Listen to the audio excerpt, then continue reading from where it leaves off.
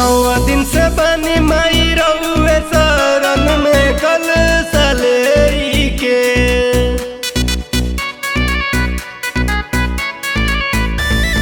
नौ दिन से बनी माई रउए शरण में कल सले के इतने कृपा माई सेवकन पे कर दी दर्शन दे के इतने कृपा माई भगतन पे कर दी दर्शन दे के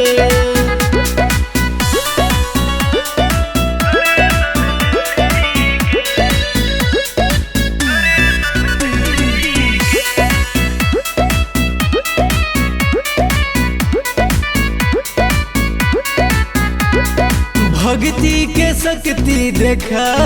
दी माई हो रउए कहाली माई से रवाली हो दुनिया पूजेला रउ चरनावा महिषा के मारी कइलू नमावा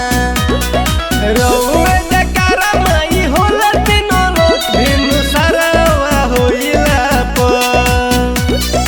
इतने कृपा माई सेवकन पे कर दी दर्शन दे के इतने कृपा माई भगतन पे कर दी दर्शन दे के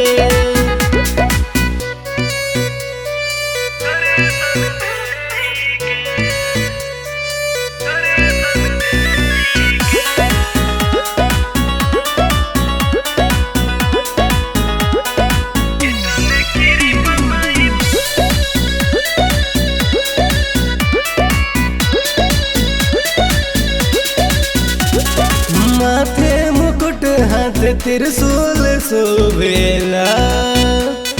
नौ रूप में बघवा के सवरिया शोभेला।